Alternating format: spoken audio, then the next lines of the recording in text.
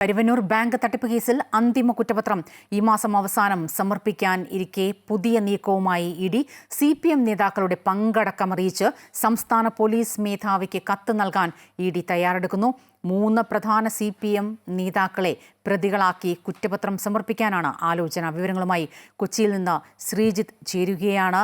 ശ്രീജിത്ത്, ഈ ഒരു പുതിയ നീക്കവുമായി ഇഡി മുന്നോട്ട് പോകുമ്പോൾ, അതായത് CPMനെ പ്രതി ചേർത്തൊപ്പം പാർട്ടി അക്കൗണ്ടുകളിലേക്ക് എത്തിയ പണത്തിൻ്റെ കണക്കടക്കം പോലീസ് മേധാവിക്ക് കൈമാറുമ്പോൾ പാർട്ടി കൂടുതൽ പ്രതിരോധത്തിലേക്ക് നീങ്ങുകയല്ലേ? എന്താണ് ഇഡിയുടെ ഇങ്ങനെയൊരു നീക്കത്തിന് പിന്നിൽ? സ്വപ്ന, ഇഡിയുടെ നീക്കം വളരെ നിർണായകമാണ്. വലിയ മാനങ്ങളുള്ള നീക്കമാണ്. കാരണം ഈ കേസിൽ കഴിഞ്ഞ ദിവസം ഹൈക്കോടതി നിരീക്ഷിച്ച ഒരു കടുത്ത വിമർശനം, 4 വർഷമായി കേസ് പോലീസ്, അതായത് പോലീസിൽ നിന്ന് ക്രൈംബ്രാഞ്ച് ഈ കേസ് അന്വേഷിച്ചിട്ട് ഒരു കുറ്റപത്രം പോലും ഇതുവരെ സമർപ്പിക്കാൻ ആയിട്ടില്ല. ഇങ്ങനെ പോവുകയാണെങ്കിൽ CBIക്ക് കേസ് വിടേണ്ടി വരുമെന്ന കടുത്ത വിമർശനം ഉയർത്തിയിരുന്നു. സമാന്തരമായി ഇഡി അന്വേഷിക്കുമ്പോൾ അവരുടെ അന്വേഷണം മുന്നോട്ട് പോകുന്നുണ്ടല്ലോ, നിങ്ങൾ എന്തുകൊണ്ടാണ് ഒരു കുറ്റപത്രം പോലും നൽകാത്തത്? ഇത് ലജ്ജിപ്പിക്കുന്നതാണെന്നാണ് ഹൈക്കോടതി കഴിഞ്ഞ ദിവസം സിംഗിൾ ബെഞ്ച് ഈ കാര്യങ്ങൾ, ഈ ക്രൈംബ്രാഞ്ചുമായി ബന്ധപ്പെട്ട കേസ്, കാരണം കഴിഞ്ഞ 4 വർഷമായി അവർ ഈ കേസ് അന്വേഷിക്കുകയാണ്. 20 പ്രതികളെ മാത്രമാണ് കണ്ടെത്താൻ കഴിഞ്ഞതിന് ക്രൈംബ്രാഞ്ച് പറഞ്ഞ മറുപടി, തങ്ങളുടെ പക്കലുള്ള രേഖകളെല്ലാം ഇഡി കൊണ്ടുപോയത് കൊണ്ടാണ് അന്വേഷണം പുരോഗമിക്കാത്തതെന്നാണ്.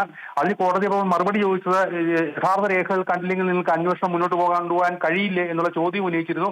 എന്തായാലും CBI ഈ കേസിലേക്ക് വിളിച്ചു വരുത്തേണ്ടി വരുമെന്നുള്ള സൂചന കൂടി നൽകിയിരുന്നു. ഈ ഘട്ടത്തിലാണ് ഇപ്പോൾ 66 സെക്ഷൻ പ്രകാരം എൻഫോഴ്സ്മെന്റ് ഡയറക്ടറേറ്റ് സംസ്ഥാന പോലീസ് മേധാവിക്ക് അവരുടെ കണ്ടെത്തലുകൾ അറിയിക്കുന്നത്. ഇതിന് 2-3 പ്രധാനപ്പെട്ട മാനങ്ങളുണ്ട്. പ്രത്യേകിച്ച് CBI ഉൾപ്പെടെയുള്ള ഏജൻസി കൂടി കേസിലേക്ക് വരാനുള്ള സാധ്യത കൂടി ഇതോടുകൂടി തെളിയുകയാണ്. മാത്രമല്ല, തങ്ങളുടെ ആദ്യ കുറ്റപത്രത്തിൽ ഏതാണ്ട് 50-ലധികം പ്രതികൾ ഉണ്ടായിരുന്നു. ഇപ്പോൾ ഇനി രണ്ടാമത്തെ കുറ്റപത്രം ഈ മാസം അവസാനം സമർപ്പിക്കാനിരിക്കുകയാണ്. അവിടെ 30 പ്രതികൾ കൂടി വരികയാണ്. അങ്ങനെ 80 പ്രതികൾ വരുന്ന ഒരു കേസ് ആണ് എൻഫോഴ്സ്മെന്റ് ഡയറക്ടറേറ്റിന്റെ കുറ്റപത്രത്തിലുള്ളപ്പോൾ 20 പ്രതികളെ വെച്ച് കേസ് മുന്നോട്ട് കൊണ്ടുപോകാനാത്ത ഒരു സാഹചര്യത്തിലാണ് ക്രൈംബ്രാഞ്ച് നിൽക്കുന്നത്. ഈ ഘട്ടത്തിലാണ് സംസ്ഥാന പോലീസ് മേധാവിക്ക് എൻഫോഴ്സ്മെന്റ് ഡയറക്ടറേറ്റ് ഇതുമായി ബന്ധപ്പെട്ട അന്വേഷണ വിവരങ്ങൾ നൽകുന്നത്. ഇതോടെ ഈ വിവരങ്ങൾ തങ്ങൾ അറിവില്ല, അല്ലെങ്കിൽ തങ്ങൾക്ക് അറിഞ്ഞില്ല എന്ന് പറയാൻ ഈ പോലീസിന് കഴിയില്ല എന്നുള്ളതാണ് ഏറ്റവും പ്രധാനപ്പെട്ട കാര്യം. അത് ആഭ്യന്തര വകുപ്പിനെ കൂടി പ്രധാനമായും അത് പ്രതിക്കൂട്ടിലേക്ക് വരുന്ന ഒരു സാഹചര്യം വരികയാണ്. അതാണ് ഈ കേസിലെ ഏറ്റവും പ്രധാനപ്പെട്ട മാനം. അതുകൊണ്ട് തന്നെ ഈ വിവരങ്ങൾ പോലീസിന് ഔദ്യോഗികമായി നൽകി കഴിയുമ്പോൾ, കാരണം എപ്പോഴും ഇഡി എന്നുള്ളൊരു കേന്ദ്ര ഏജൻസി കേസ് അന്വേഷിക്കുന്നത്, മറ്റൊരു ഏജൻസി അവർ സ്വമേധയാ കേസെടുക്കുന്നതല്ല. മറ്റേ ഏജൻസി അന്വേഷിച്ച കേസിൽ കള്ളപ്പണ ഇടപാടുകൾ നടന്നിട്ടുണ്ട് എന്നറിയുമ്പോൾ അവർ ആ കേസിലേക്ക് വരികയാണ് ചെയ്യുന്നത്. അങ്ങനെ തന്നെയാണ് ഈ കേസിലേക്കും എൻഫോഴ്സ്മെന്റ് ഡയറക്ടറേറ്റ് എത്തിച്ചേർന്നത്. പോലീസും ക്രൈംബ്രാഞ്ചും അന്വേഷിച്ച കേസ് പിന്നീട് എൻഫോഴ്സ്മെന്റ് ഡയറക്ടറേറ്റ് ഏറ്റെടുക്കുകയായിരുന്നു. എന്തായാലും K. രാധാകൃഷ്ണന്റെ പങ്ക് ഇതിനകത്ത് കഴിഞ്ഞ ദിവസം ഇനി ചോദ്യം ചെയ്യേണ്ട കാര്യമില്ല, കാരണം അദ്ദേഹത്തെ സാക്ഷി പട്ടികയിലേക്കാണ് കൊണ്ടുപോകുന്നത്. എന്നാലും വലിയ ഒരു തട്ടിപ്പ് നടന്ന കേസാണ്, ബിനാമി ഇടപാടുകൾ നടന്ന കേസാണ്. 2011-12 സമയത്താണ് ഈ കേസിന് ആധാരമായ സംഭവം നടന്നത്. ഒരുപാട് ആളുകളുടെ കോടിക്കണക്കിന് രൂപ നഷ്ടപ്പെട്ടതാണ്. ഈ ഒരു വലിയ മാനങ്ങൾ വെച്ച് CPM സംസ്ഥാന സമിതി അംഗങ്ങളായ AC Moideen, MK Kannan, MM Varghese എന്നിവരെ പല ഘട്ടങ്ങളിലായി ഇഡി ചോദ്യം ചെയ്തിരുന്നു.